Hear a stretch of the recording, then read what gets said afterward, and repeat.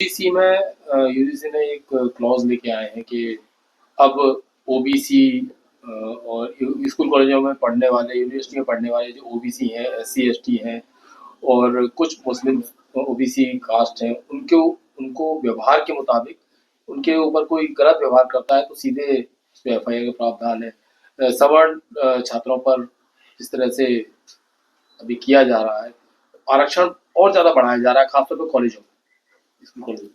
सर्वप्रथम तो वो जो नियम अभी आए हैं संशोधित है 2026 के नए नियम बनाए गए हैं यूजीसी द्वारा।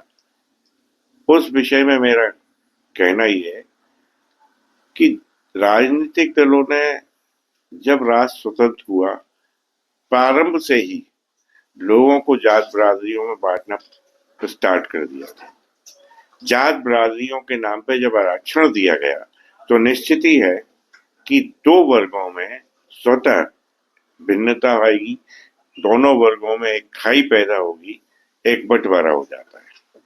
अब जाके यूजीसी में एक दंडात्मक प्रावधान कर दिया है नियम में, जिसके तहत जो कंप्लेंट्स होंगी वो वेरीफाई होके कमेटी के समक्ष जाएंगी। कमेटी में भी कोई जनरल कैटेगरी का कैंडिडेट या सदस्य नहीं होगा। वो कंप्लेंट के आधार पर आगे जनरल कैटेगरी के जो छात्र हैं, जो स्कॉलर हैं, उनका भाग्य तय किया जाएगा। और तो और जो सबसे बड़ा विषय है कि अगर झूठी कंप्लेंट्स की जाती हैं तो उनके विरुद्ध कोई कार्रवाई न करने का प्रावधान भी रखा गया है। तो मानने की बात यह है और आगे भविष्य में ये इन नियमों के दुष्परिणाम सामने आएंगे कि जनरल कैटेगरी के जो भी स्टूडेंट्स हैं, जिस तरह से एक काला कानून एससी एसटी एट्रोसिटीज एक्ट का दुरुपयोग हो रहा है राष्ट्र में, उसी प्रकार से अब इन कानूनों का उपयोग किया जाएगा, इन नियमों का उपयोग किया जाएगा तथा सवर्ण बिरादरी के जनरल कैटेगरी के जो छात्र हैं, स्कॉलर हैं, उनके विरुद्ध फर्जी झूठी कंप्लेंट्स की जाएंगी और उन कंप्लेंट्स पर से एफआईआर होंगी, दंडात्मक कार्रवाइयां होंगी। अगर वो कंप्लेंट झूठी भी पाई जाती है तो उसमें उनका कोई अहित नहीं होगा जिसने वो कंप्लेंट की है। ये प्रावधान लाकर सवर्णों को और नीचे पतन किया गया है तथा सवर्णों के विरुद्ध एक साजिश रच रही है सरकार। इस साजिश का पर्दाफाश इन यूजीसी नियम 2026 से स्वतः हो जाता है। बहुत से दलित संगठन और जो दलित लोग हैं, जो नेता हैं, वो लगातार सोशल मीडिया पर एससी एसटी एक्ट में फांसी की भी मांग करते हैं। आपने देखा होगा सोशल मीडिया कई बार। हम तो ये कहते हैं कि फांसी देनी ही है तो एक ही बार में सब सवर्णों को दे दो। इस राष्ट्र को टोटल दलित राष्ट्र घोषित करके इसका नाम भीम के नाम पर रख दो। कारण यह है कि आप चाहते क्या है।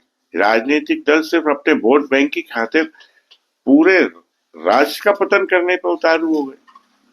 तो इस विषय में मेरा कहना यह है कि अगर कोई इस तरह की सजा, इस तरह के कानून बनाए जाएंगे तो निश्चित ही सवर्ण स्वतः समाप्त हो जाएगा, सनातनी स्वतः समाप्त हो जाएंगे तथा राष्ट्र जो भारत राष्ट्र है, हिंदुस्तान है, उसका वर्चस्व स्वतः समाप्त हो जाएगा।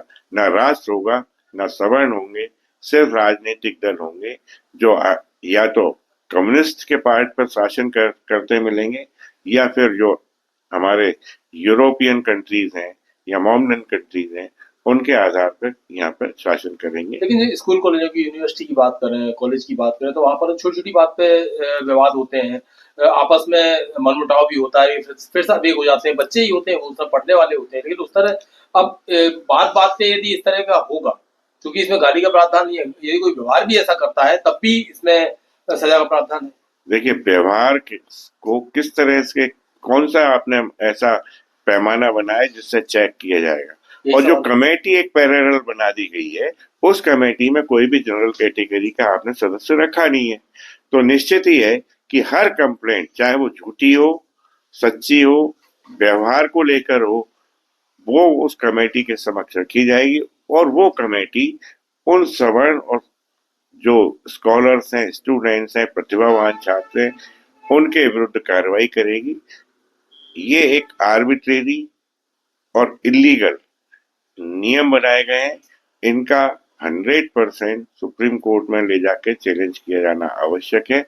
अन्यथा ये समस्त सवर्णों का भविष्य तय कर देंगे। जो जनरेशन और जो स्टूडेंट्स आगे इस राष्ट्र की धारा में आने वाले हैं, उनका भविष्य खत्म कर दिया। आपकी तरफ से कैसे क्या कार्रवाई होगी? सुप्रीम कोर्ट में आप जाएंगे? हाँ, हम इसमें मांग रखेंगे और सुप्रीम कोर्ट में इसको चैलेंज करेंगे।